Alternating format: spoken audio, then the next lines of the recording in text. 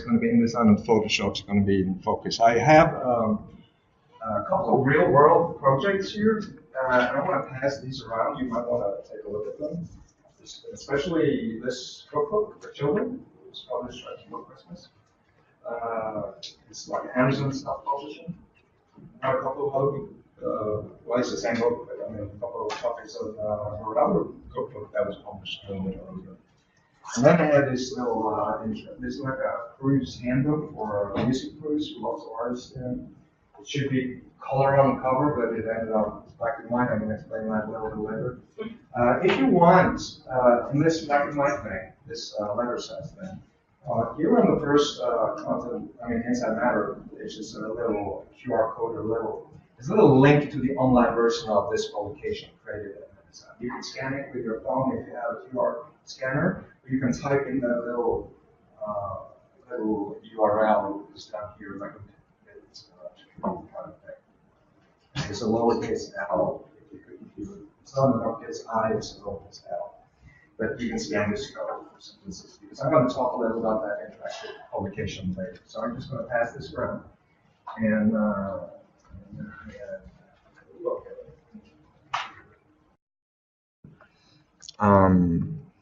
Here is Tamsin Cochran is the author of those two food-related books in there, and they're available on Amazon, and it's self-publishing. That's actually what topic I think we're going to do a workshop on in the course center, is how to learn how to do self-publishing on Amazon. Because and I will supply the templates for InDesign that you can use to put your book together, and then I can also teach you how to get it out there. It's free, believe it or not. Well, it's free, and then they take a cut of every book you sell.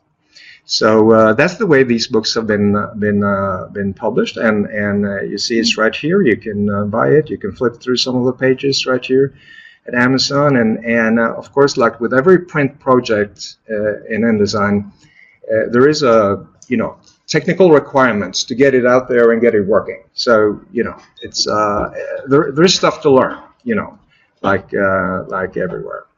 So that's the book, and this is the other one. That's just called Encouraging Children to Eat, and so it's all here for. I mean, if you want to take a closer look at these books, I think it's been really fun working with these projects. Those are done in InDesign. Yeah, InDesign. Yeah, and I have I don't have these. I'm not going to talk about these Encouraging Children to Eat books. I'm going to talk about the other book. So we're going to take a deep look at this, the InDesign files for this particular project. And also this other project, which is right here, which is, this is the online version and the color version of the black and white thing that is, you got to look at over there. And this is, if time permits, we're going to take a brief look at this. I'm not going to explain how I converted the print, all the details to converted the print version into an interactive version. But we can talk a little. I have the files prepared for you. You can take a look at the files and see what the differences are. The overall topic that I'm going to talk about is let me see here. I'm going to go back to InDesign. Is the interaction between InDesign and Photoshop, because all these publications are very photograph intensive. It's like hundreds of pictures in both of these publications, and since I've been doing this for quite a while, my background is from newspaper production, and I'm basically in Norway, actually, where I come from. But I've been living here for 3 years now, and setting up business and preparing. I'm doing design work and production work while I'm setting up the course center. So it's very exciting to work with these particular projects. So. I have extensive experience with photograph-intensive publications, and I want to talk about, especially this book here. It's going to be like the main case, like I said. I'm going to show you how the whole thing was set up in InDesign, and we can do this as a conversation. If you have comments or questions, please just throw it out there, and we will. I'm easily digressed, so I will probably run out of time at the end because I always love your questions, but that's perfectly fine. Now, I'm going to talk a lot about workflow, but the main thing here is that, and I'm going to show you that in a minute, the author gave me, she and her husband took a course in food photography, and they supplied like literally thousands of images for this book. And that's when a month ago when Kenneth was here and he was showing the action batch processing in Photoshop, it struck me that, yeah, let me talk about how you can put that to work together with InDesign, and that's exactly what we're going to do. So I have like a rough outline on my thoughts here, and I'm just going to start at one end and see where we end up. And please, yeah. Unfortunately, I don't. It's like this book is like 27 gigabytes. So I mean, it wouldn't really work. If you have InDesign running on your laptop, the only thing you really need to try some of the techniques we're going to talk about is to have a lot of JPEGs ready somewhere. I mean, just a bunch of JPEGs. That's the only real thing you need to do. Doesn't matter what the pictures are, what's in the pictures. But you will see when I get there. Okay, so this is the finished InDesign document. It's like in preview mode here. I had to borrow a laptop for this purpose, and I'm running the 7-day free trial version on this computer. And it's actually you have all the functions are here. The only thing you cannot turn off that dreaded start workspace if you know about it, if you want to get rid of it. And it's the only thing I could find here that you can't do. You can't get rid of it. So they're like forcing you to do that.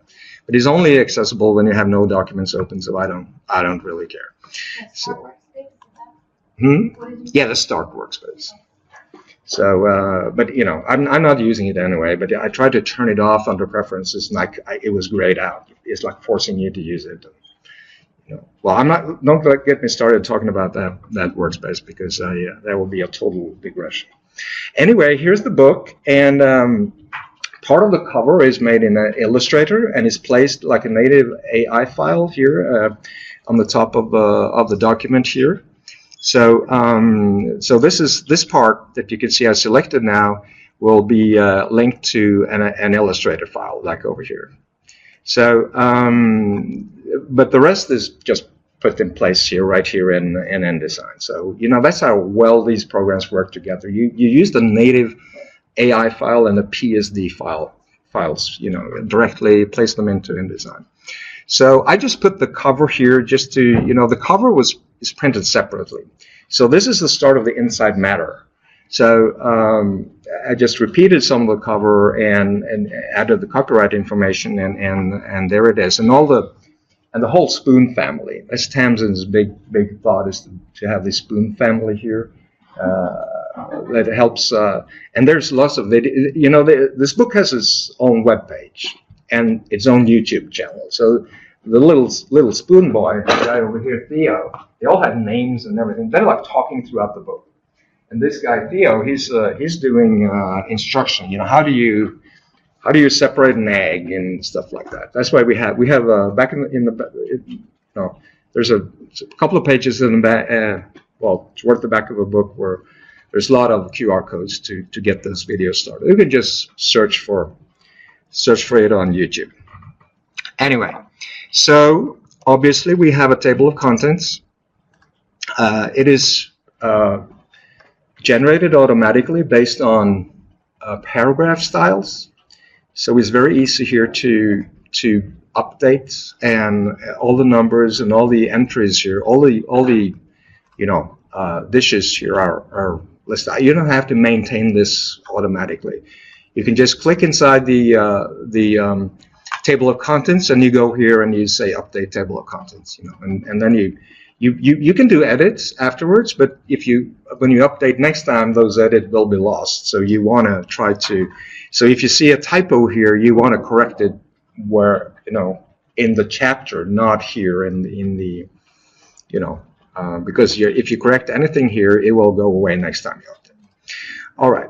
So I'm going to mention a couple of things as we go that are automated in here, like I just did with the table of contents. And if you want me to elaborate on any of those things, please just let me know. I'm ready to deviate from my little plan here. Yes. Why are some uppercase, lowercase, and some are uppercase and the other one's lowercase? Give an example. Vanilla ice cream. Vanilla ice cream. I think they were all supposed to be regular or title case, so that's a mistake. They were supposed to be. Or you mean like the C? Yeah, they should all be uppercase. So I'm sorry, it's a little mistake. One cool thing about self-publishing on Amazon is that it's a 100% print-on-demand system. So, and there's no inventory of books. So if I think I get embarrassed now because I see these mistakes that I didn't notice before, I can fix it tonight and upload a new PDF. And if you order the book tomorrow, you will get the updated version. So it's like incredible. It's literally print on demand. And how they do it, I mean, make money out of it. I don't even know. Amazon. I know, but if people order like one book a month or something, I don't know how this book is selling. It's how can you print one book? You see the book here; it looks really professional, right? How can you print one book and make money out of it? I don't know. I don't know the answer to that question. How do you want to do it? Oh, there were two questions at the same time. You first. So you'll probably want to do it with the other.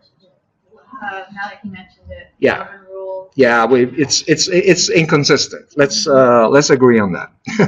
So, and Carol. I was just wondering what the price was. It was $12.95. It's $25. Yeah, for the book. Oh, $25. Yeah, $24.99. But that in my years, that's $25. $12.95 sounds pretty good. Yeah, exactly. I just wonder where a breaking point might be. Like if you just sold 100 of them, then maybe you should go to offset. I suppose you have to price them. It's I think they do, unless you, this is what I want to put together a course actually about this, because it's a lot of details, and I've been reading up, because Tamsin don't want to do the publishing, doesn't want to do the publishing, so I had to learn all that stuff. Now, for you and me and everyday people, we can just go in there and start publishing, and there's no cost at all until you start selling books. But you can enter into a different deal with them. And if you get accepted, you will even get an advance payment for like 1,500 books or something, and the split will be different from I think they take like 40% or 50% or something. So I mean, they take a lot of that sales price, but there's no initial cost for you and anybody. You can, as long as you comply with the technical specification and upload a PDF that's compliant, your book is out there, and you can start marketing it and start selling it. Yes. Just out of curiosity, what's the turnaround time to receive the in copy? I mean, if you order one, Yeah. You can get it in 2 days if you're willing to pay for it. And I would like to visit that print shop and see how they do it. But I don't even know where it's at. It could be. But I'm very, very patient when I shop at Amazon. I don't want to pay extra, so I do the free shipping, and it takes a week. So I'm happy with that. But that can possibly have anything to do with the print time. It's just I'm not willing to pay extra for it, right? So another thing I decided to do, and in the research period for this book, I spent a half a day down at Book People, down on Fifth Street. They have, believe it or not, they have a section for children's cookbooks. And I was sitting there and reading, or flipping through a lot of those books, because I want to see what is out there. We're going to compete in that market, right? So one of the little things I decided, because I would like that as a kid, I added a separate little table of contents for each little chapter.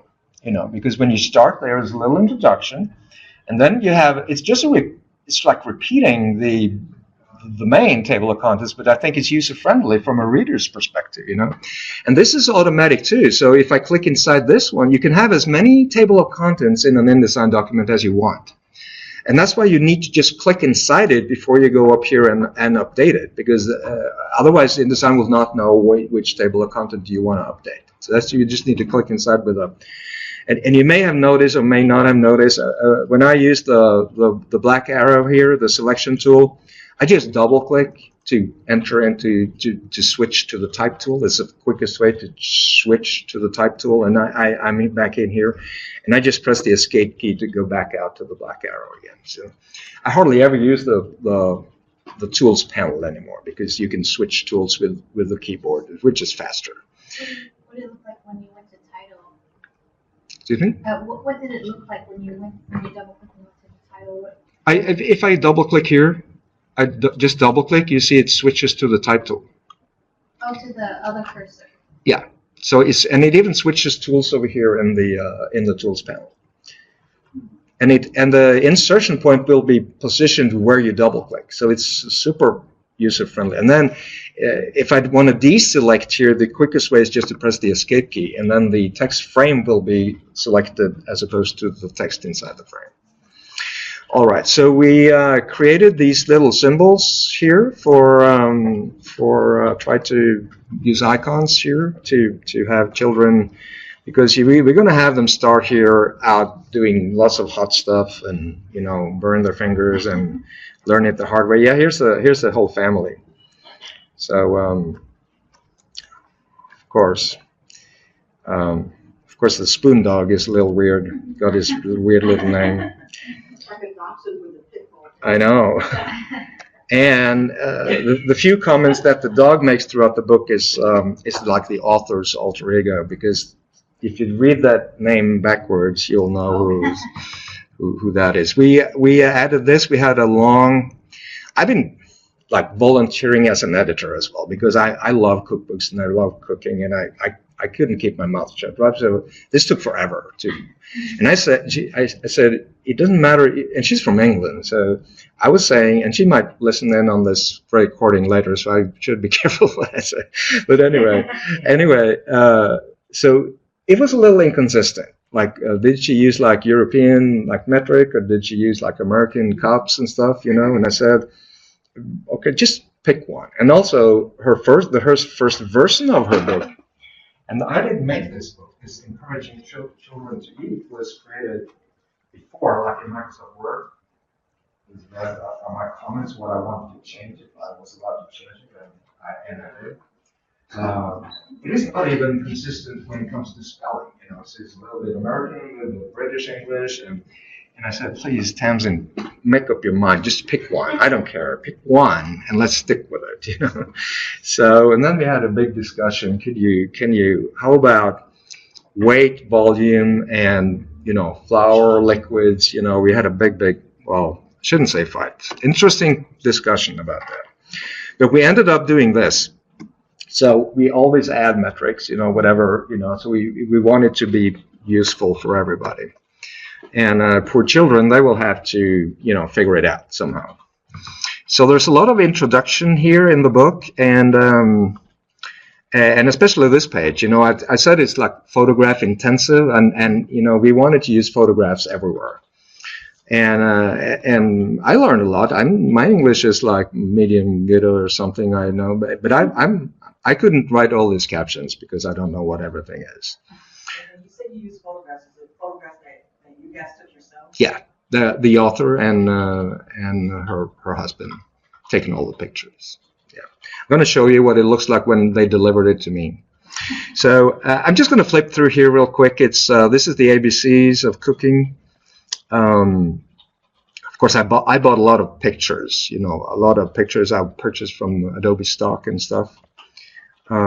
This is difficulty levels in here. And by the way, this is one Illustrator file with 5 different faces. And you can do that in InDesign. And that's another way of making life easier for myself. I could just go in here and select Object Layer option. I can turn on and off layers inside the Illustrator file for this instant of that. So these are all 5 linked images linked to the same external Illustrator file.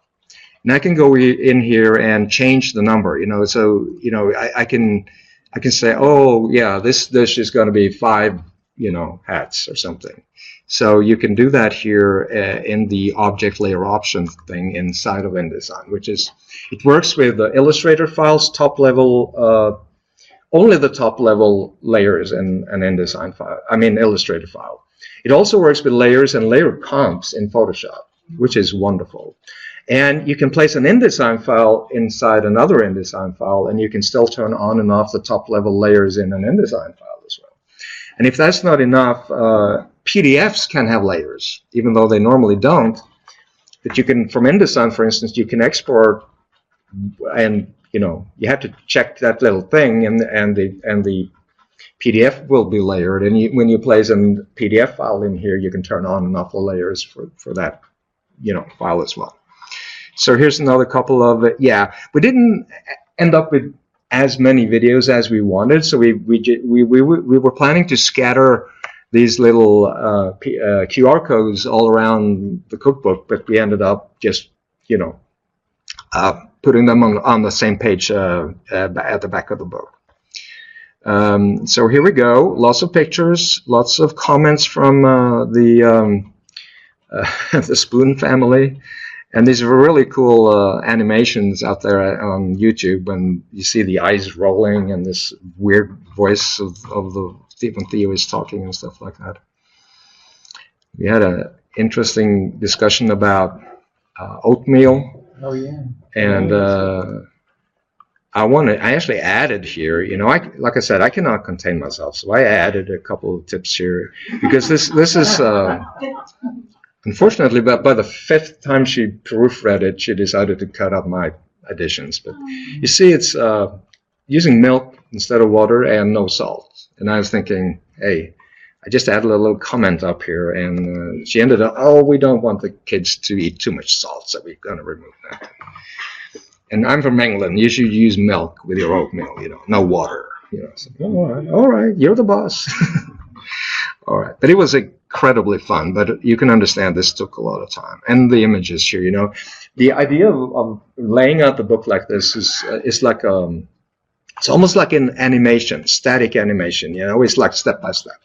And some of them we try to make it so you can get the process here without too many captions. So I don't know if it's working, but that's the idea.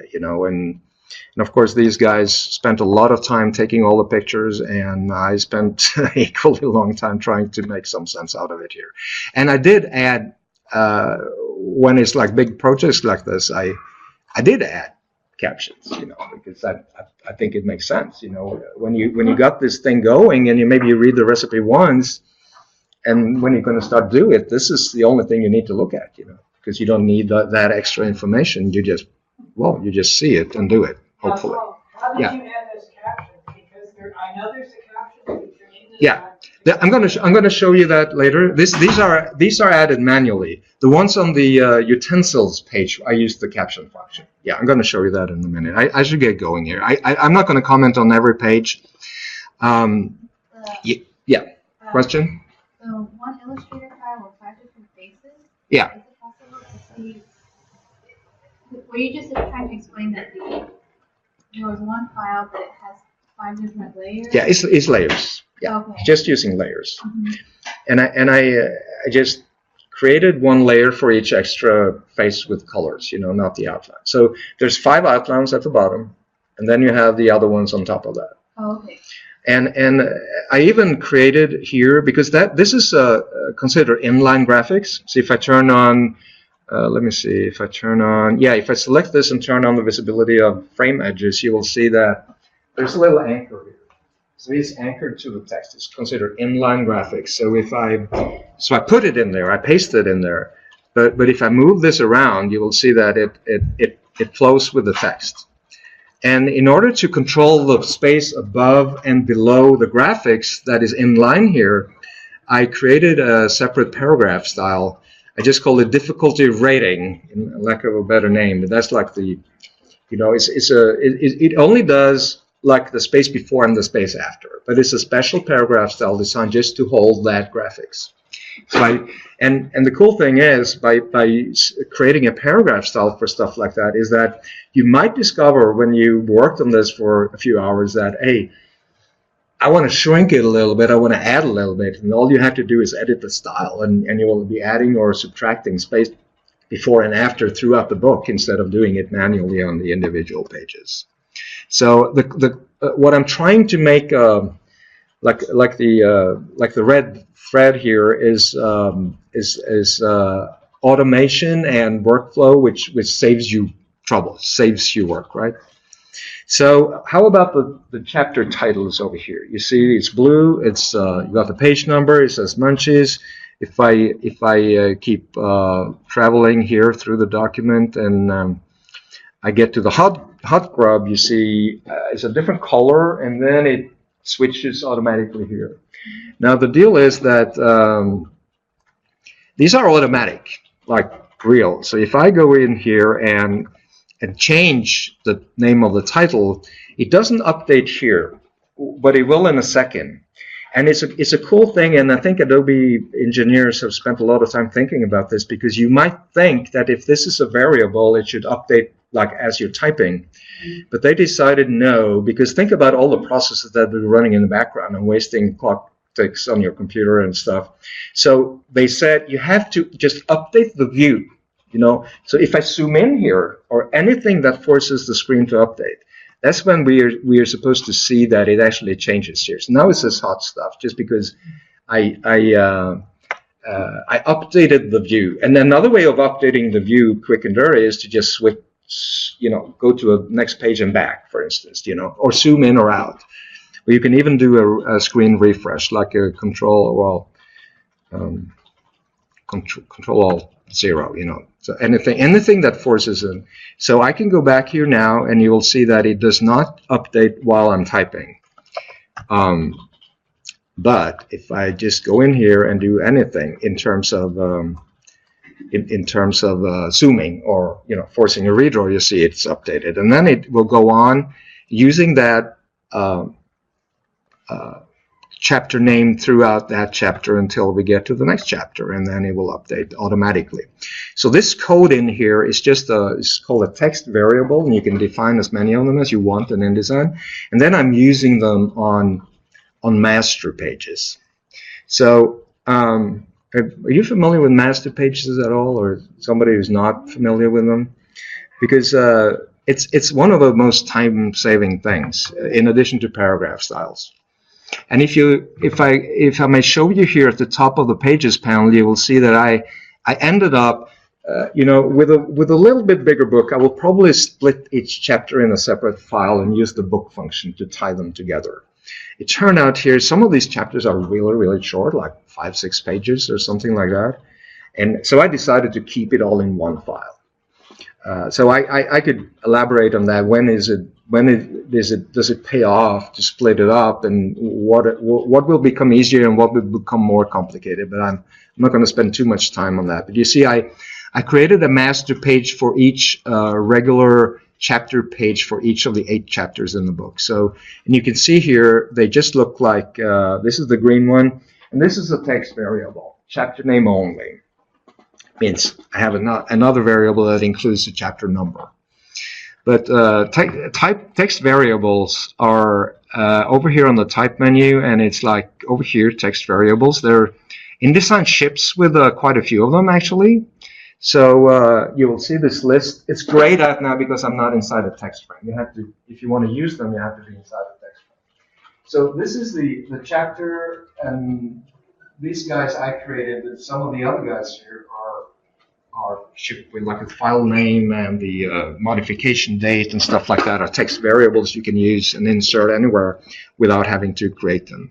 But going in here and defining a text variable is really, really simple. This is chapter name only.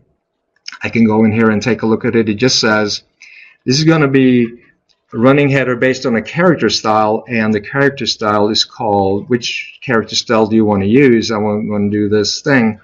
It is called chapter name only, and so, and it will just find that text on the page and put it into the variable. You can define a lot of different kinds of text variables, we could do an all evening just talking about their text variables, but I just want to point. Yeah, I can do that. I mean, does anybody want to listen to it? I don't know. But it's really, really cool. And it looks like on the master page, it just looks like this. And of course, it's the same variable on every because I just decided to create like because I needed those. I needed a way to change those colors easily for the whole chapter. So that's why I did it this way. But you see, the variable is the same. And there you go. So, all right, let's go back to the document here. So, yeah. Let me see. Yeah, let me see here. What's the age range? Age range for the kids? Oh, it's 4 to 11. It's on the back. Oh, I don't know. 4 to 11. So if you change the hot grow to hot stuff, then all the pages that have that chapter type name only will turn into. See here. So until InDesign encounters a new, and listen, it's based on character and paragraph styles. So, and for reasons I don't want to talk too much about because it's going to be technical, I will normally use a paragraph style. But in this case, just to get to, you know,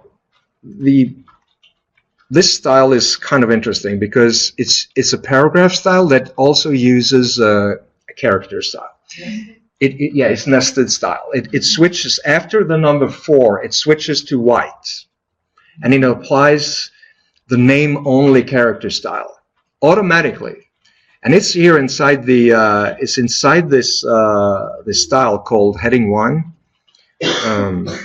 Should open up, and you can go in here and look at the nested style, and you see the nested style is programmed here to use no character style through 2 words, keeping it simple. I could be through 1 digit or something like that. But it says here it will going to apply nothing for the first 2 words, and then it's going to apply this chapter name only through the next 5 words. I did that because it covers everything. Now, so that makes the color change. After chapter 4, it switches to white. And then, you know, so that's kind of interesting.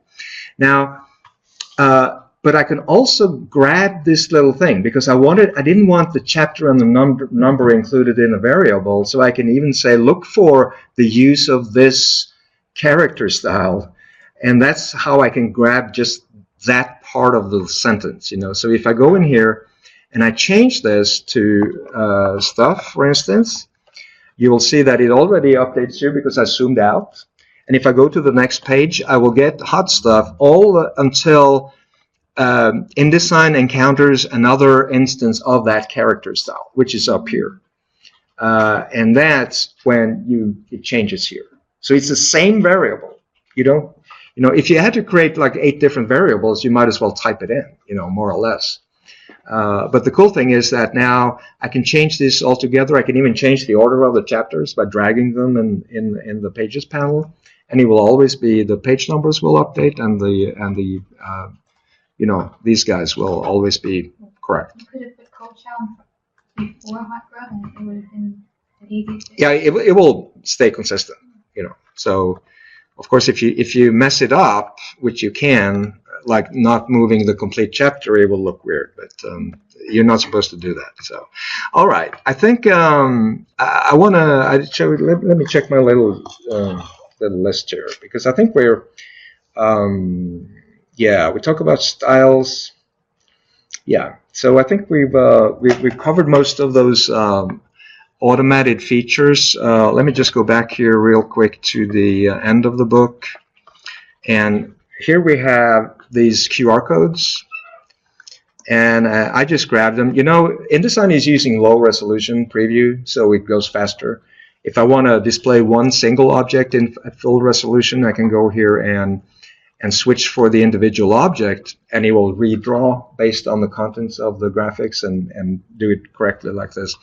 If I select the same command on the view menu, I will change the quality, the display quality throughout the document for all the graphics in the document. But anyway, so this code is created using the the QR code function in InDesign. So so I just copied the URLs from YouTube and pasted it in here, you know, because now I have selected a QR code. So the command says edit QR code. If I've not a QR code selected, it will say insert QR code or create QR code. Let me see. I think it's create. Yeah, it's generate QR code.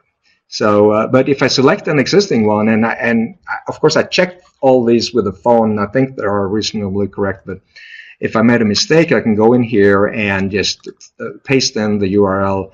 I can say this. You can do plain text, text message, email, business card, whatever. So you just do here, and you click OK, and there you go. You know. So, and you can add a color background to it if you want. So that's cool. That's InDesign, and yeah, we add a little glossary. And of course a little dictionary here because that's what the lady wanted. And did you know that 1 pint is not a pint? And that coriander is cilantro? Didn't know that. Yeah, it's kind of interesting. Well, anyway, this is the book. This is the, and we basically wanted to have those little QR codes like everywhere. But this little symbol just means that if you want to see what whisking means, you know, there's a video, but you have to go here, and then you can, you know, find the one here and just scan it or whatever. Okay. What was the object display? Yeah, Menu that yeah, it's called you can it's on the object menu, so you can do the object layer options. But normally when I work, I use the right click all the time. But when I teach or do a presentation, it's nice to show what menu the commands you know, live on, where they belong.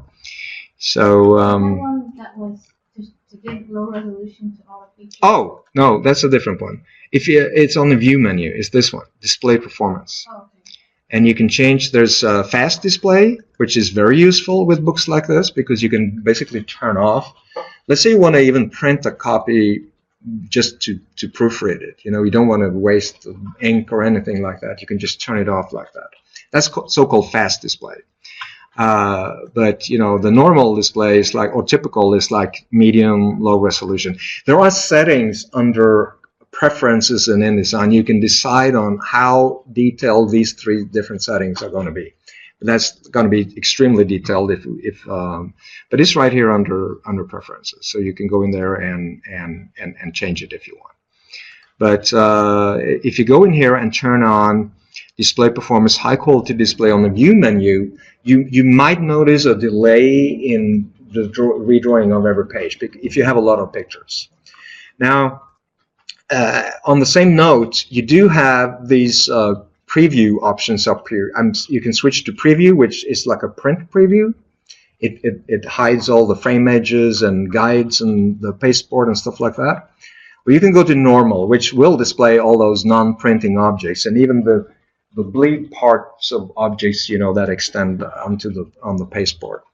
Now, the coolest thing, and I use this a lot when I'm interacting with my clients and my students as well, I can go in here and just switch to presentation mode, which is a full screen preview of your InDesign document, which is wonderful.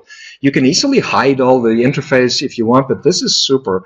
And when you use the presentation mode, it always turns on full resolution display automatically.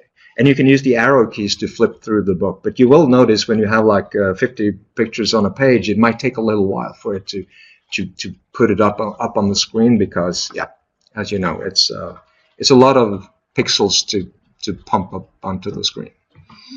Now, I'm going to end here on page 8 and 9. This is the page utensils page. And let me... so here's the, it's like a simulation. It's like an early stage of the production of that very same page, right? And how many pictures are there? It's I'm doing, by the way, keyboard shortcuts to switch between open documents. It's in Windows, it's Control Tab and Control Shift Tab to switch through all the. You see all the tabs, open documents I have up there. Using the mouse for stuff like that is sometimes okay, but it's usually faster to use the keyboard. And you can do the same thing on the Mac, but it's you have to use that key with the little yeah, the little one. Yeah, no, it is. I think it's Command, and then you have to not. You cannot use the Tab key, but you use the Command and the key with the little tilde or whatever right on top, right above the Tab key, if I'm not mistaken. But anyway, so we're going to put some pictures in here. So let me tell you how Tamsin handed over the pictures. So I'm using Bridge here. If you're not familiar with Bridge, I will highly recommend you take a look at it. We have, so I'm using Bridge instead of Windows Explorer. I use Explorer a lot as well. And I use Bridge instead of Finder on the Mac. I use Macs and PCs. I'm like literate in both. But Bridge is the same on both platforms. That's one reason I'm using it. Another reason is like if I look in here, let me see where I was. Where was I? Here. This is the main reason I'm using Bridge, because this is an InDesign file, right? And I can see a preview of the InDesign file. And there's a preferences setting. You can increase the resolution of that preview, and I recommend you do that. And I can even flip through. Yeah, this little preview is by default is very, very small. Okay. So I can show you later if time permits, but it's like under preferences. It's called file handling, and you can just increase it. And you can even increase the number of pages you want to be able to flip through here without having to open up each and every InDesign file in InDesign. And I love that because I always end up having lots of different versions of my files. So I like to be able to flip through them here. Ideally, I would say I will want to flip through all pages in a document, but in this case, because it's only one file, it is a notable delay every time you save the file, because it regenerates all the previews for every page, even if there are no changes on those pages, unfortunately. So full resolution, I mean the highest resolution setting, and hey, come on, let me show you. I'm talking too much about that. It's under preferences, and it's down here under file handling. And it says here, always save preview images with documents. And my option here, based on my experience, is first 10 pages is enough for me to find the version I'm looking for. You can switch to all pages. If you don't mind, it might be a little delay when you hit Command S or Control S. It will be like a little, you can take a sip of coffee or something while it's saving your document. You will be able to flip through all the pages in your document, which is wonderful. I wish it only regenerated the thumbnails of pages that had changes to them. In that case, it will go much faster. But but the most important thing is this, because this is the default 256 by 256 pixels. So I switched to extra large, and it takes effect as soon as you start saving a document. So it doesn't really affect existing documents, but if you open up a file and save it, you will get this big preview. The only place you can see the preview is in Bridge. So not even when you do a file open, but you can see it here in Bridge. All right. That's a good tip, Tom. I only ever use Bridge for photos. I never Yeah. about Yeah, and also Illustrator files, and Illustrator files with several artboards. You can flip through. Always a mess. Yeah, you can flip through the artboards and see them all here. You don't even have to change the setting to accomplish that. Are you saying that you have multiple, like, finished versions that you want to flip through? Is that what you're doing? I always end up with several different versions. You see this folder called X-Old? As an older version. I just put them down there because I try out different solutions, and I never throw anything away. That's my motto. Yeah. And you don't want to take a look in my garage because I'm the same way with physical stuff. You have a question? So I've never gotten in the habit of using Bridge. Yeah. But I kind of wanted to. I just never take the time to start doing it. Yeah. Let me say a few words about Bridge. First of all, it's free. It's included. I actually, this is not a paying license. It's the first time I've done this in a long, long time, just during the 7 days. It used to be 30 days. Now it's only 7 days. And I was very surprised before I even signed up for anything here. I could download and install Bridge without So that is actually free. I mean, literally free. You can if the only thing you want is Bridge, which of course it isn't.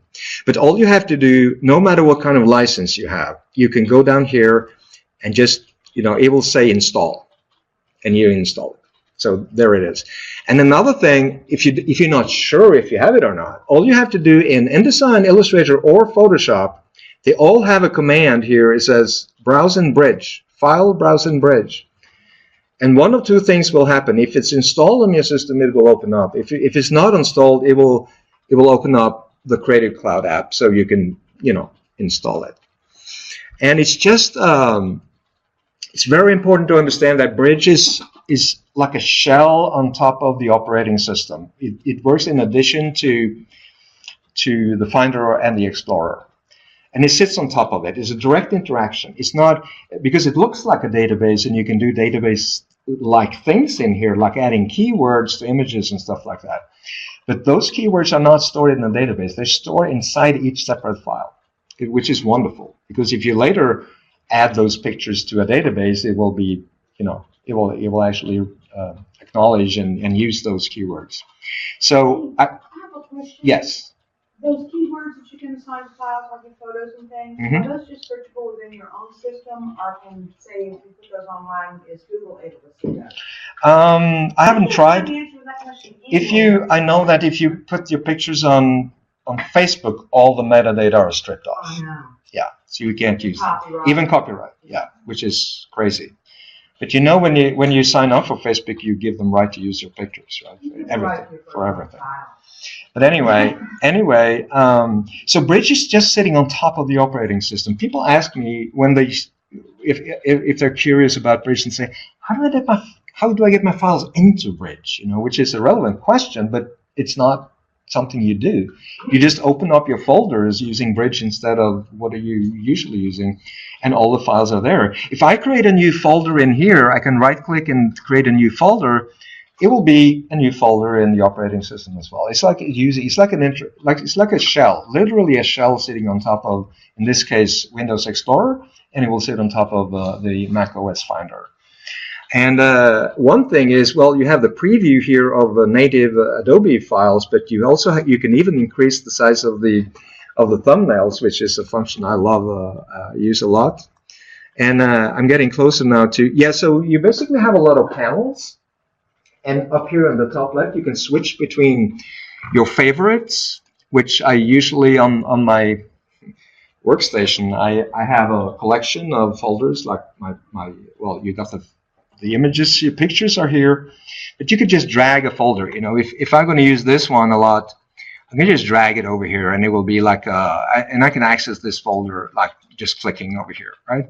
But as soon as I get to the file, and this could be, it supports Dropbox and Creative Cloud files, and if you have Dropbox, it will just show up here, just like this is a desktop. But anyway, and even what's it called, the Microsoft one, the OneDrive, yeah. So they will, and of course the servers and file servers on your network. If you're at work, a work environment, and you have like a shared folder, you can just navigate to that folder, and you can just create a shortcut, So, but as soon as I get to the folder, I like to switch to this kind of drill down hierarchical kind of way of navigating through folders. I think this is super quick. You have similar stuff in both Finder and Windows Explorer, but since you have everything here, I don't see any need for that. Now, this is actually a copy of Tom and Tamsin's shared Dropbox folder over here. Yeah, I'm not even sure if you can see it. It's a little small. But anyway, here's the next book. Or I probably shouldn't say. It's going to be A to Z books of. It's going to be an A to Z of cooking. I don't know. I haven't got the contents yet. We have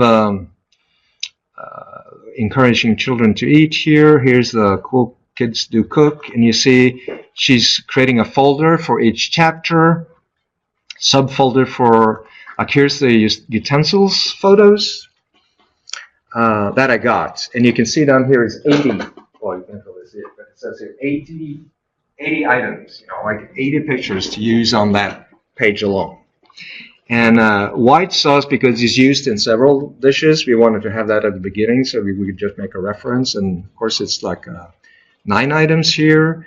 And you see breakfast over here. I got pancakes, 64 JPEGs, bacon sandwich, just a few, English pancakes, fried eggs. You see, and it is cool for somebody. I've been working on a news desk in a newspaper, and usually the problem is you have a lack of illustrations, right, or too few pictures. So it's cool to have a lot, but sometimes it gets a little bit too much. But so how do I do it? That's another thing I'm using Bridge for. You see that some of these pictures have a red label. You can just press the space bar in Bridge and you get a full screen preview. So I'm doing this really, really quick. You can label images here. It's on the label menu in Bridge. You got the stars, 1 to 5 stars, and you have the labels down here that should have color names, but they have like different names. I use the colors just for whatever I need to use the label at the moment. I don't care what they really mean, because these are the red ones that I want to use, So what I'm doing, I'm going into full screen mode. Bridge has a slideshow function if you really want to, like a nice slideshow of pictures that zoom in and out, and you start from the top. You can do that, but the space bar is just quick and easy, full screen. You can click to make sure you get into 100% if the picture is too big. And this is the way I do it. I usually have a touch screen. I don't have that here. I had to turn it off. But anyway, I see here. And if I want, I want to use this one. I just press 6 on my keyboard, and you see I add a red label to it down over there. And using my keyboard, I can flip through here really, really quick. I'm going to remove that again. I'm flipping through with my arrow keys, and I see this one is already red. So this is the one I chose because it was sharper than the other ones, right? So I was just going through here real quick, which I'm going to use and which I'm going to not use. So I just, I need one of these, and I can choose 1 or 2, and decide later which one to use. But and here you go. So I just go here, and you can use when you're in full screen mode, you use 1, 2, 3, 4, 5. That's a star thing, if you want to subjectively rate your images. And you can do 6 through 0. Well, 0 will remove the label, but 6, 7, 8, and 9 will add those color labels to them. So if I do 8, it will be green, and 7 yellow, and 6 will be red. So that's the way I do it. So I end up with my selection. And of course, I do this for every folder that I'm going to use, right? And it takes a little time, but in this case, I rather include a little bit too many and too few, to make sure I got covered everything. And I didn't really know for American Pancakes how many did I really want and how detailed should we do the little step-by-step thing, So I just tried to fit everything in there. Now, so how do you do it over here? I'm going to use my utensil photos, and I'm going to spread them out over here. I'm going to use 2 or 3 functions here at a time. And I'm not going to bother with the order of the pictures at this point. But I want to select all the red ones. I have a filter menu over here in Bridge. The filter menu. You see, I have 26 that are labeled red. Those are the ones I want to use. So I click the red filter over here. And then I have only those in here. If I go in here and do a Control or Command A, select all, I have them all selected. Now I want to put them on my page, right? So I right-click. How did you do you select all to put it in the... Control A or Command A. Put it in the preview?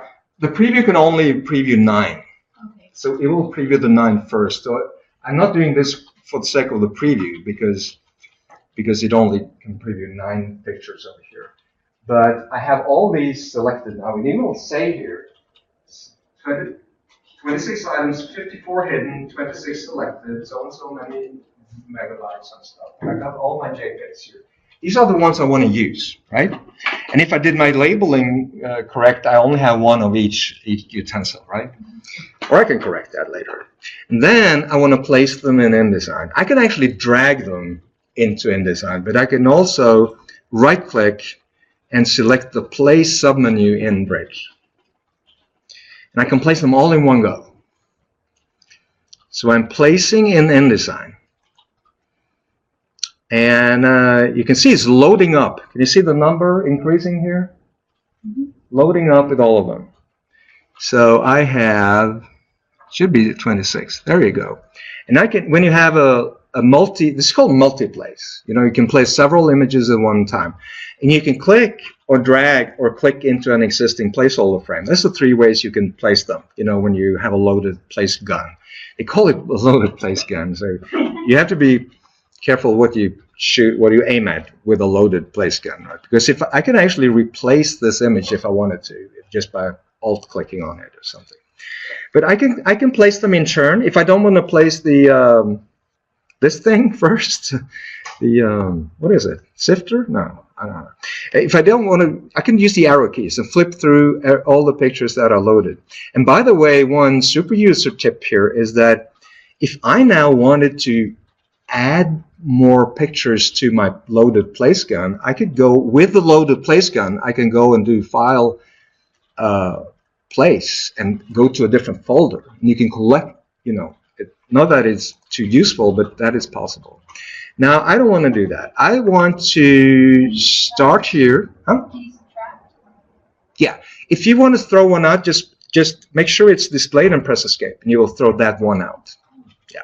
And it doesn't have to be all images. All the places you can import into InDesign, like text files, video files, you can select them all at one time and put them in here. It's not like super useful, I guess, but because, well, I work with text first and then I work with the images.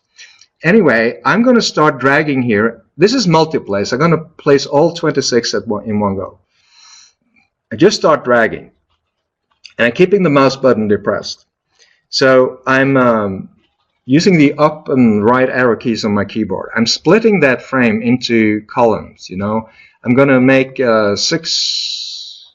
Wait. How do you do that? 6 columns. And the arrow keys. So I'm going to go like this. And I'm making a grid of so-and-so many on each page. And I didn't get all of them, but I should have done the math. I have 2 more over here. But you see, I placed all of them in one go. This is called, and just to be extra lazy, I was aiming now to make these 3 first columns fit with, you know, with the, inside the margins on that tab page. I will have to move these guys over, but they will have the same distance between them. It's called Gridify. It's called Gridify. Yeah, that's what Adobe calls it. It works with the place gun. It works with the type tool if you want to create text frames. It works with most of the drawing tools, like the rectangle tool, the polygon tool, and the ellipse tools. If you want to, just to show you what I'm talking about here, I know I have 2 pictures too many here, but if I do the rectangle tool over here, I can use the arrow keys here and I can draw like all those rectangles in one go. It's called Gridify. And even with the type tool, and you might be surprised, but you can do this. And when you create text frames, it actually links them together automatically. It's a little digression.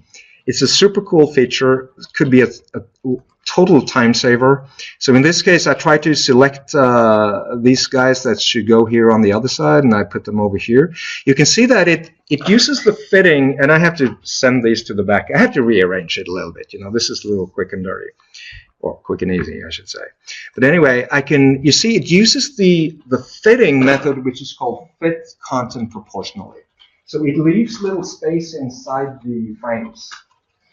Because you can see the whole picture. So I can select all of these, and they were all selected before I started out on this thing.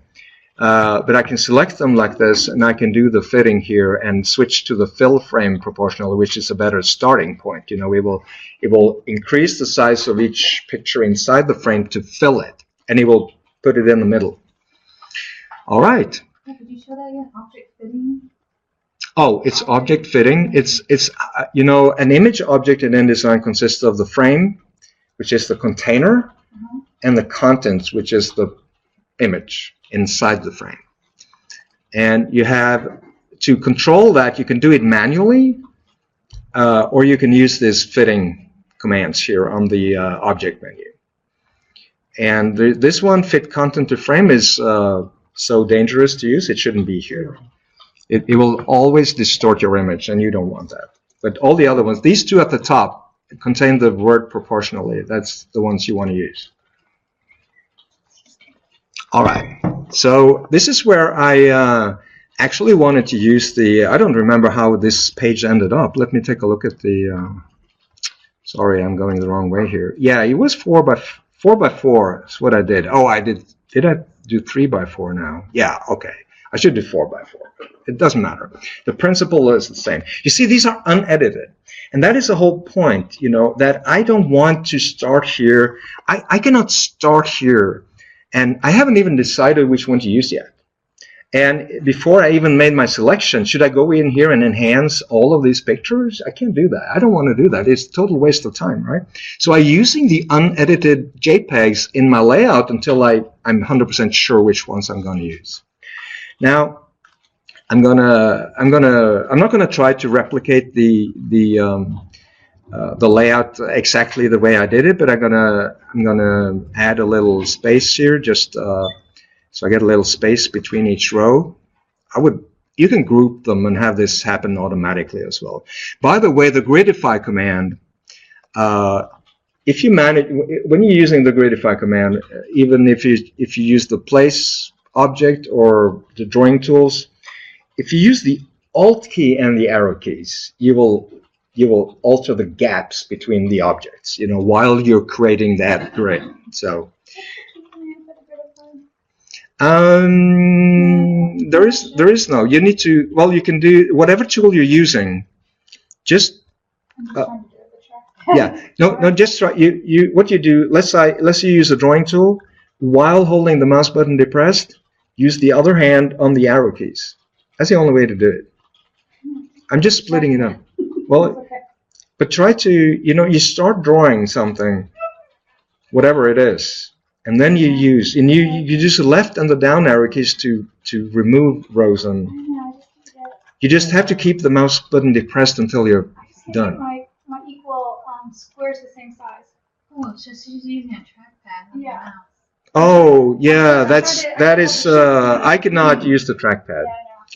So the deal is you have to, you need 3 hands. I know. Yeah, because you need to press down, and then you need to, you know, press down and drag. If you can do that. I can try to do it. Oh yeah, I'm doing it now a little bit, and then I can use the other hand. But now I can't get any longer because I'm at the end of the trackpad. I can't drag any longer. So that's where I, you know. So well, there we go. Okay.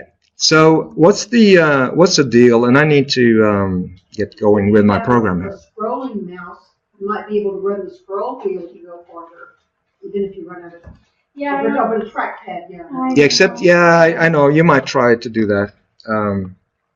Okay, so this is the way I was working. You know, I put all the images in here, and when we can see later here that some of the procedures I got, because it was a little mess. Some of the procedures were from a different recipe, and I didn't even notice, so she told me to throw up a few pictures here and add something there and stuff, you know, but it's cool. And I was thinking, you know, should I these look terrible. They're underexposed, and they're like totally wrong color. But you know I can fix it later, right?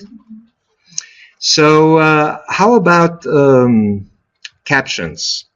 Well, what I did in the beginning was to add captions in Bridge. And if you see here, you have a metadata panel over here in Bridge. And we've got access to all the metadata, and all the ones I have a little pencil to the side of here. I can go over here and add measuring cups to this picture. So it's like description is measuring cups, right? Or I can go, so I was thinking, should I do it this way? Rolling pin, right? It says it right here. And I can just click there. You can edit the metadata right here in Bridge, which is awesome. If I didn't want to do it unless I could do it this way. And then I didn't have everything, you know. I think I had this one, a couple of here. I entered description here like a default when I didn't have the name, right? Okay, so if you want to use that metadata and add it as a caption in InDesign, you have two options basically. And it's right here. It's under type. Where is it? Is it object? It's object caption. So you have a caption setup because you go in there and you decide what do you want. I want to use a description metadata field, right? I can add text before and after. I can add more. What paragraph style do I want to apply? I want to apply the caption paragraph style. The distance from the image, you know, over here. So you do that once and for all. And then you just select your images, and then you go in here, and then you have two options. It's, do you want to create a live caption or a static caption? Now, I'm going to generate live captions now because it will actually add. And in this, I was very lucky. I almost only got description here, but you know, the deal is that now these I got the C even the greater at least. So there you go. These are live captions. So if I at any point go out here and edit the metadata, the caption will update, which could be cool. But if I want to edit it, I'm in trouble because I can't. I can't go in here and you see if I try to select it, it's like, well, I have to delete everything and replace it with something else. It's an automatic text variable actually that gets created for you. So what you can do, just going to add a little space here. Let me just delete one of these guys, these rows here, and add a little space here because if you, and that's how I ended up creating static. So I did here object. Where is it? Why can't I find it? Here, captions. Generate static captions. It will just do it like once. It will not be linked to the file as such anymore. So we won't. But now I can. Now it's just like text. So I can go in here and edit and correct mistakes and whatever, and remove the periods that shouldn't be there and stuff like that. So that was my solution because I was basically saving time by adding all the placeholder frames for the caption more than the automatic thing, right? I didn't want to create like 26 text frames and distribute them manually. So my win here was these text frames, all consistently spaced from the picture and down, and it was basically perfect. So and they have to overlap. I mean, if you want overlapping, I mean, if you want automatic captions, the text frame needs to overlap the image because if it doesn't, you will get this message: no intersecting link. But if there is an intersecting link, it will look inside the metadata of that object. I can only say that this automatic feature has like super potential, right? You can work on this for like forever. Now, my plan was to add more. I don't think I really have to do that, but you know these pages, these procedures like this. I could go to what is this? Fried eggs. I can go over here, and I want to use these guys, and I can place them. In this case, I will do place and InDesign. Oh yeah, I need to be in the correct document, or else it won't work. And you should not have anything selected in InDesign before you switch over to Bridge. In this case, I can do, it's 6 of them. I want to go just, create like this. Was a little quick. But I got them right here, and if I'm lucky, I got them in the right order. I can reorder them. If you didn't want to have anything selected in InDesign before you go to Bridge, yeah. If you already have something in the middle of multi-placing, isn't that already a selection? If I understand the question correctly, no, because the deal is that if I select this frame. And I go over here and I place something, and I think it's this one, the finished one. It's going to go up there. And if I only place one image, it will go directly into that frame, like it just did. Now, but if you multi-place, it will only be able to place one image and the rest, so it doesn't place anything. You will still get the loaded cursor, but you should always be very conscious about whether you should have something selected or not. In this case, you should not. Okay, so these are the unedited pictures, and I need to, I don't want to run out of time before I show you the whole picture here, because now is the clue. Let's say you have, I think it's like 300 photographs in this book, you know, and you may not be completely done, but you know, it's, I'm ready to, I want to start. I know I'm like half done at least. I have several pages now that the layout is finished. I know exactly what pictures to use. I want to start editing them. So does anybody know how you can do that? Because it is linked like to, it's like JPEGs now. Remember, if I select this one and take a look in the links panel, you see that the file name is here. It says JPEG. And you get all this information about the JPEG, where it's located and everything. Now, What are you wanting to do? I want to edit it in Photoshop. Yeah, right click and go edit with. Exactly. Because if you go here, that's the correct answer. Because if you do the edit original, or you can even double click it, alt double click to edit it, InDesign will ask the operating system, what program do you open JPEGs with? And it will open it up in preview, and you can't edit it. So you have two options. You can either change that setting on your operating system. I can show you how to do that if you want. But the answer is correct, because you can go in here and say, no, I want to, oh, it doesn't even list. It doesn't list Photoshop now, but I can select it from this list, I'm sure, if I want to do it. But yeah, I should actually do that. Why doesn't it list Photoshop? Somebody in Adobe needs to look into this. That would be the most natural thing to have on that list, wouldn't it? But the deal is, I think once you choose it once, it'll be on the list. I'm sure it will. So let me do that. Let me do edit with other here. Where should I go? This PC. Now, program files, Adobe, Photoshop. Of course, it's I'm in the wrong spot. It's this, here it is. It's a 64-bit. So here it is. So that should work. And I'm thinking right. It will hopefully put it onto that list now for the next next step. So let's see what's happening here. Do I get it? Still starting up here. Now,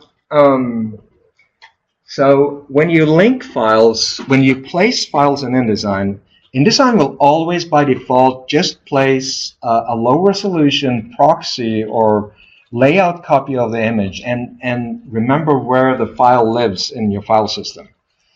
And the advantage of that is, there's a lot of advantages to that actually, because the InDesign file doesn't grow too big, and if somebody edits the external file, you will get the updates, right?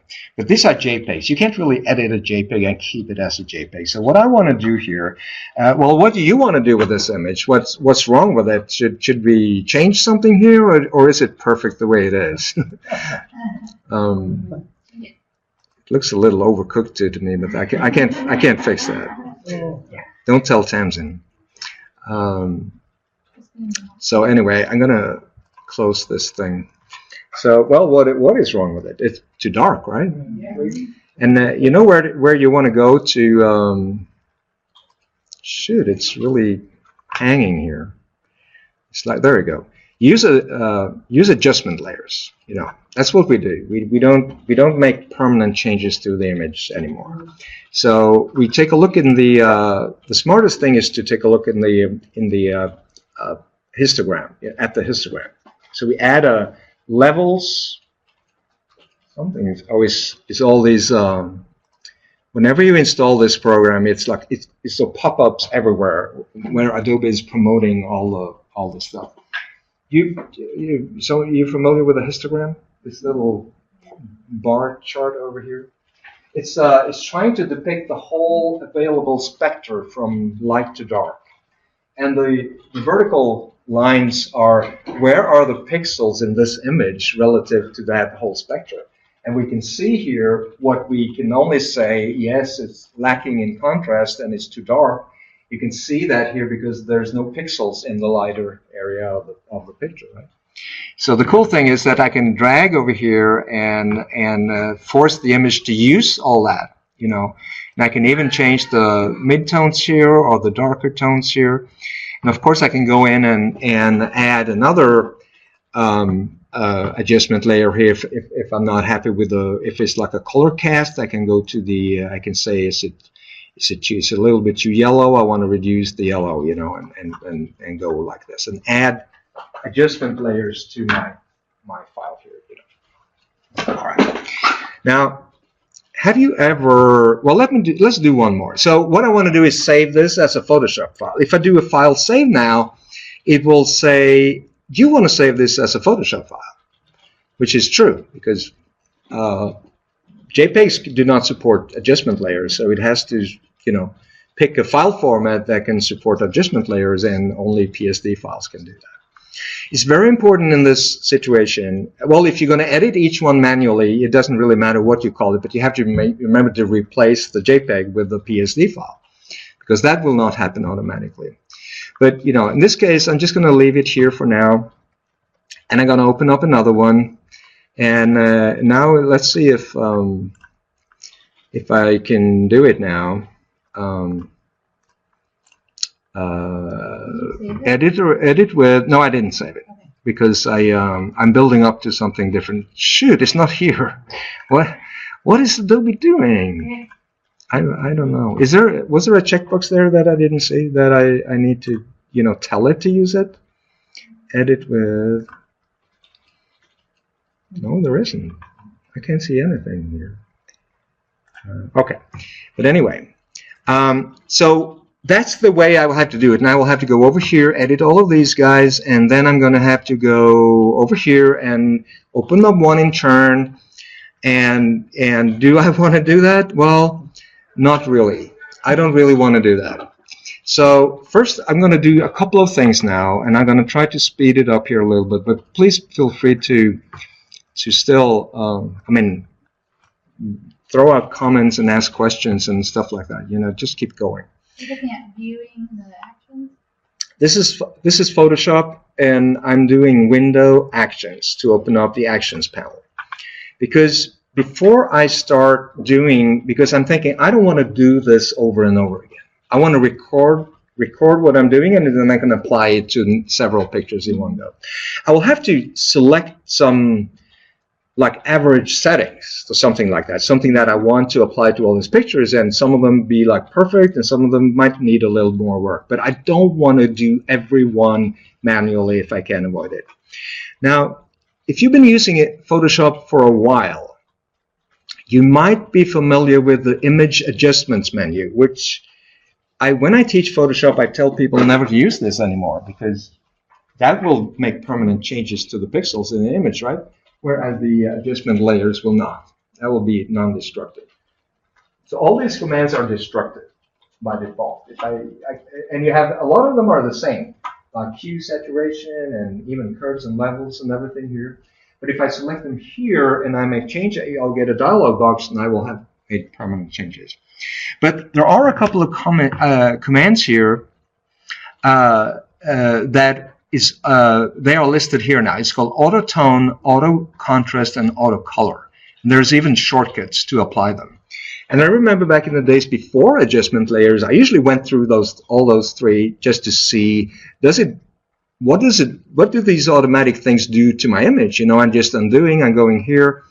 Do I want to go here and try the auto contrast? That's actually doing good. And I can go like here and do auto color, and yeah, that's actually even better. You know, it's like asking Photoshop for advice. The problem is it's destructive, right? You can't, and you don't want to do that because you want to be able to make manual adjustments later. So where I'm going to move the properties panel over here where it belongs, like separate over here, so I can have the adjustments panel over here. Now, if you open up the levels panel, I'm going to show you where do you find those three settings: the auto tone, auto contrast, and auto color in here, and you can add them to an adjustment layer. It is this button, the little auto button here, and if you click it, you will get like one of them, and you don't even know which. But if you alt click, I'm going to undo that again. If you hold the alt key down and click there, you will actually get, and they're not using the same terms. So you have 4 options, and you can, it will give you a preview. So I can do you want to enhance monochromatic contrast? Do you want to enhance per channel contrast? Find dark and light colors? And so and so. You can go through them, you know. So I will say, I'm not sure. I'm just going to pick one, you know, and I will add this, and you'll see it would just end up as a normal adjustment layer called levels 1. And you can still, you know, you can still work on it if you want, you know, and make changes. But you know, sometimes that automatic thing could be, you know, pretty cool. What key did you hold down with auto? Alt or Option on the Mac. That's a lot of places in InDesign and Photoshop. If you alt click, let me in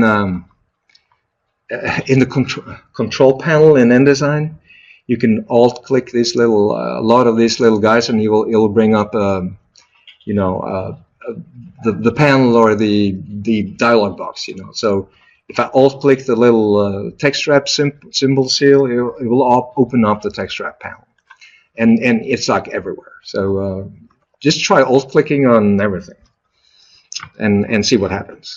Could be interesting. You can even well, that's a digression, but if you, and I have seen people teach that you cannot change a polygon in InDesign after you created it. You know, like this. If I create a star, it's not true. You can select it, and you can alt click. Oh, I'm sorry, double click. There, you can double click it. I thought it was alt click, but you know, it's either one, either double click or alt click. I can add to it, and you can change the polygon after you create it. So, you know, don't believe what they tell you.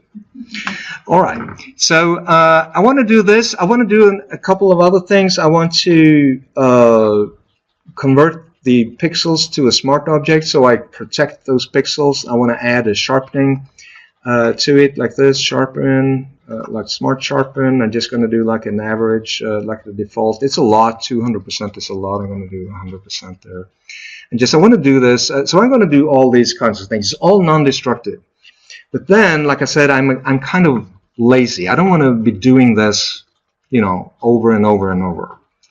So what I should have done, I should have started recording now. But I'm gonna undo all of this. And there is a, you know, in Photoshop, when you undo, you will just switch with the Control Z or the Command Z. You will just jump back and forth between the 2 last things you did. But you can use the history panel and just go back to the start, you know, like this. And then I'm going to go here and I'm going to record. I'm going to create a. I'm going to do cool kids do cook default kind of thing. You know, I'm just going to start it here and start recording. You know, and then I'm going to go in here and I'm going to do an automatic. Here I'm going to do the what I'm going to do per channel contrast is pretty good. It will be different setting depending. It will analyze the image, right? So it will not yield the same numeric result for each image. Where's the new action? Yeah, it's a little new symbol at the bottom of the panel. Just click it and name it. And then I'm going to select the background layer. I'm just going to keep this very simple. And I'm recording this now. And you don't have to rush. It will not play it back in the speed you're entering these commands. I'm just going to go here and convert the background to a smart object. I'm going to add the smart sharpen thing here. And I'm just going to use these values and click OK. And that's basically enough. And then I'm going to go back here and just stop my recording.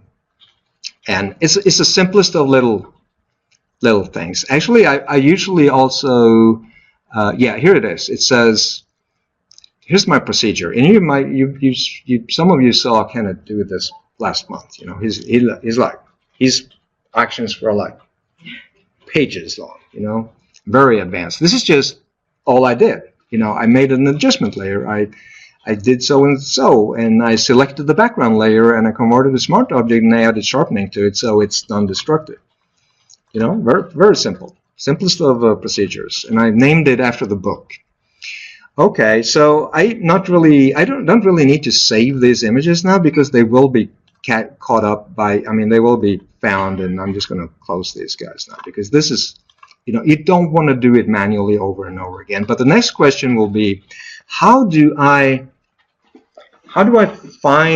know which images to use? How can I locate all my images and process them automatically? And one solution is, are you familiar with a package function? Because if you remember that every recipe has its own folder. You know, so every new recipe have picked those pictures from a different folder. And going and locating them and opening them and editing them, it will be easier to do it from inside InDesign, you know, to alt-click or alt-double-click to open them up. But I don't want to do that either. Now here comes Bridge in again. Bridge comes onto the stage again. Now, and if you do a package, what happens is it will collect all those files and put them in a single folder. So that would work, and you will have all those JPEGs in a folder, but you will still have to convert them and do all that thing and replace them in the layout, right? So what do I want to do? I want to go back to Bridge again. I'm going to go back to my file, see if I can find it. It's here. It should be this one. And in Bridge, some InDesign files in Bridge will have that tiny little symbol up there. It's all, well, there's other. Do any of you have any other ideas how we can do it? Because you can actually go here to the links panel, right? What kind of symbol is that? Yeah, I'll get back to that. I'm just gonna say this because you might have other solutions to the problem. I can go here and select all the JPEGs, and I can go right-click and I say Edit With, and sometimes they will even list Photoshop there, so I can open them up with Photoshop, right? So I can open several, but I will do them individually. So there's a lot of solutions to that problem, and the packaging thing might actually work but you will get a new folder, you get a new InDesign file, it will be all like moved over to that thing. That's good if you want to do that processing. Yeah. But how do you find them? Because I have 60 recipes and the pictures are in 60 different folders. Right. Yeah. This is how you do it. And that's why you have to place them in the layout first, right? And you see that little chain, like two little rings or something? It means that this InDesign file has linked files. That's what it means. And if I right-click here, I can do this one, Show Linked Files. And it will actually pull out, no matter where these files come from. And it's like 60 different folders, but it shows me, it creates a virtual folder for me here.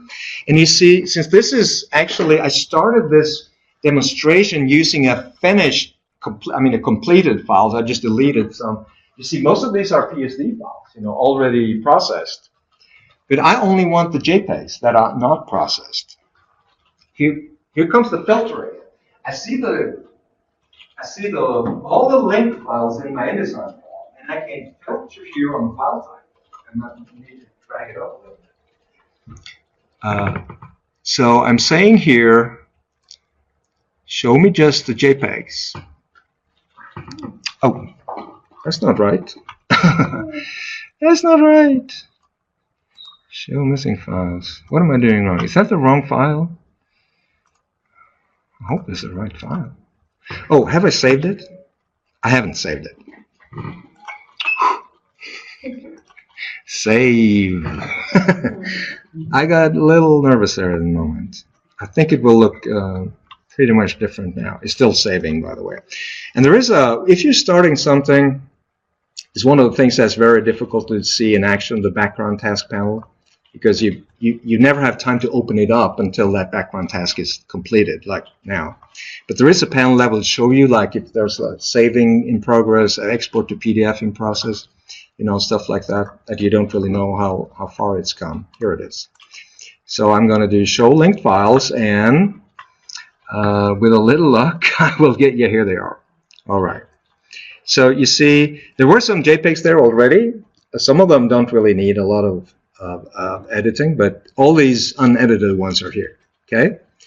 So, and they are like from, I don't know, 60 different, well, in this case, like 3 or 4 different folders at least. I can select them. I can do select all, or I can actually remove these if I don't want to do this. These are stock photos that I bought, and I just placed them unedited because they're pretty well, you know, processed already. So I can look through this, and I don't want to do the spoon boy, and I want to, you know, I don't want to do these guys. I do want to do the rest. So I'm in Bridge, and why is Bridge called Bridge? Well, because it's a bridge between, in this case, InDesign and Photoshop. So I'm going to go over here and do Tools, Photoshop, Image Processor. Image Processor. Image Processor is a Photoshop command. You can find it on the File menu, but you can start it from Bridge and apply it on the selected files. That's how it all fits together, right? I don't have to go in an anonymous OS dialog box and find my files at this point, because I can simply go in here and start from Bridge. And it says here, process files from Bridge only. That's 30 files. So I'm just going to leave it at that. You have a lot of options here, but the most important thing is I want to convert these pictures to PSD format, right? And I want to decide where to put them. I want to put them not in the original folders, but I want to find my my folder here, and I think it should be here. I'm actually going to put them right here. It will create a subfolder called PSD for all my PSD files. So I'm just going to select here. So it should, on this level, it should be created a PSD folder for me.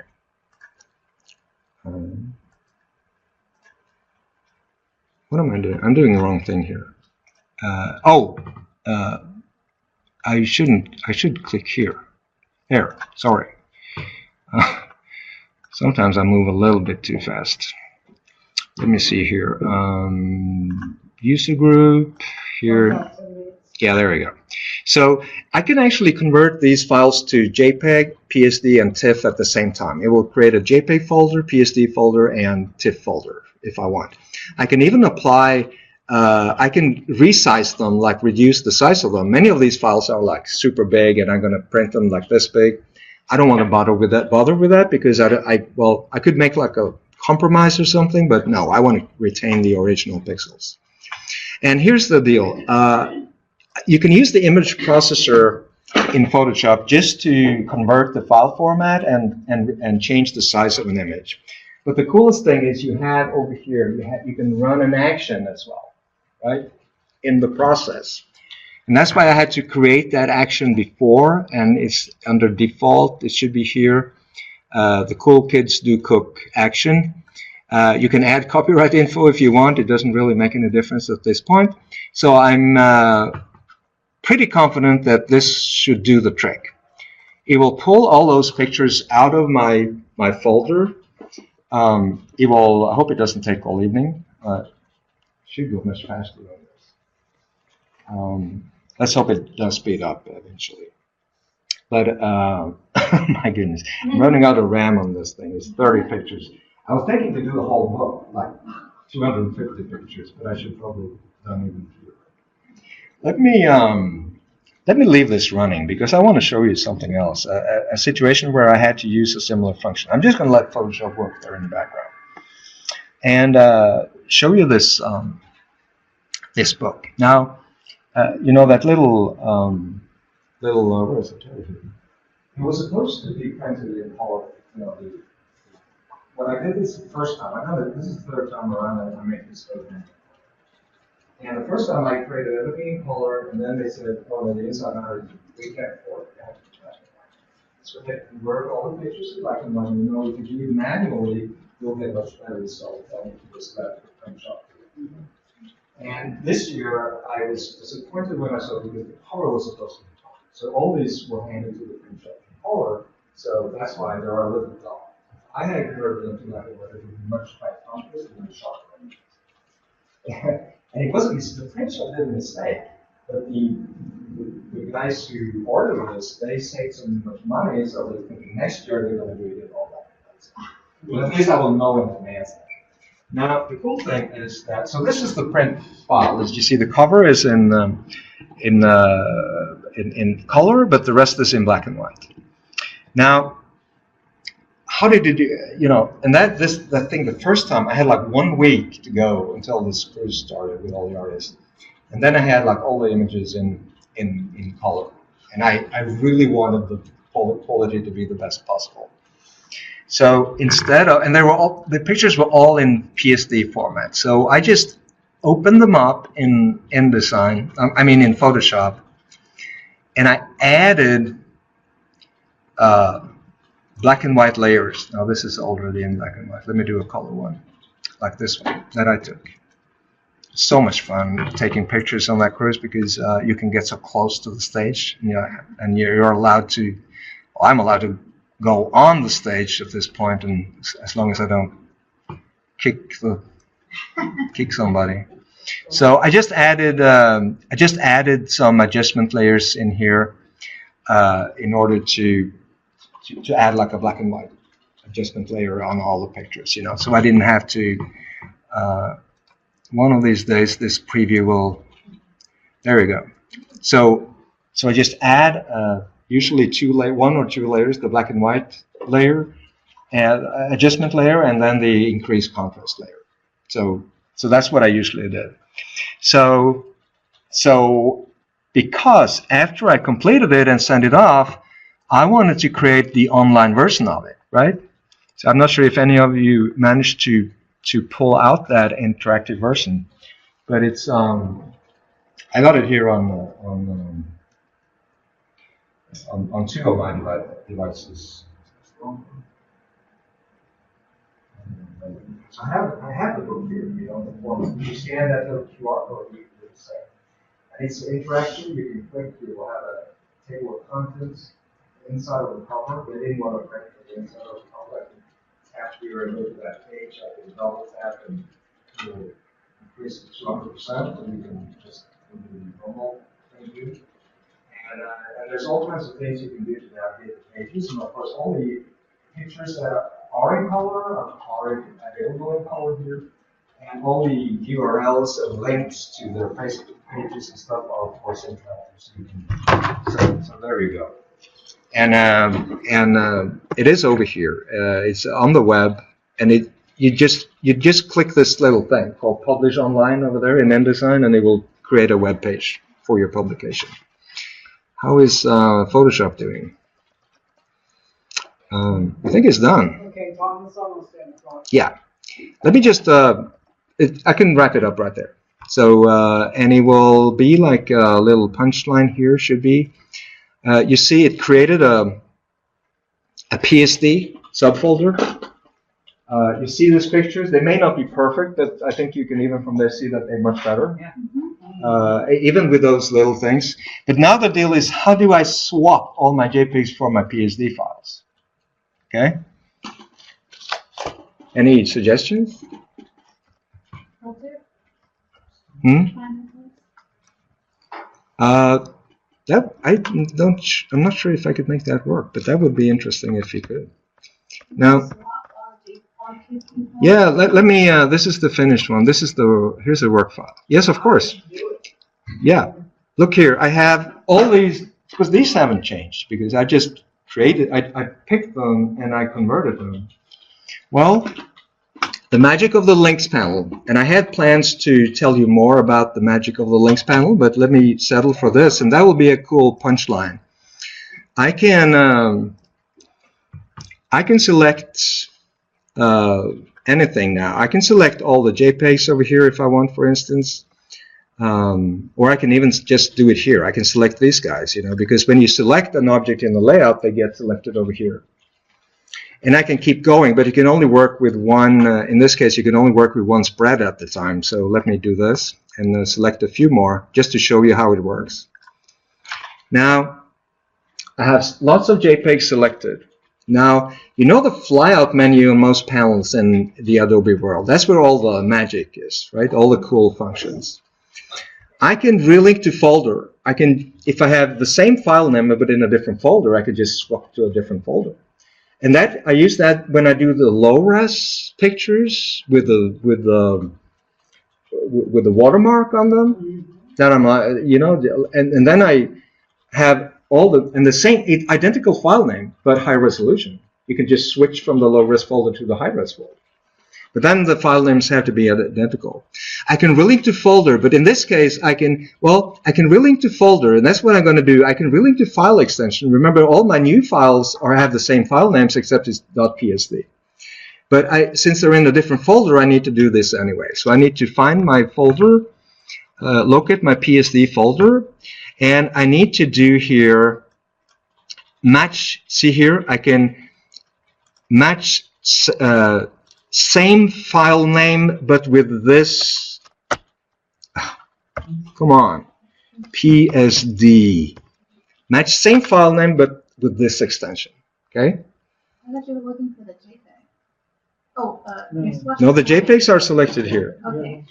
And now it's working. It's replacing the JPEGs with the PSD files. And I'm not doing anything, I'm just watching it. And there you see, there you go. There they are. So let's make that the punchline. It's cool. We got it. Yeah. And you can still do the Alt double click if you want to do additional edits to individual. Oh, now I get the question again. Yes, please let me do Photoshop, please. All right. Thank you so much. This has been fun. Hope you got something out of it.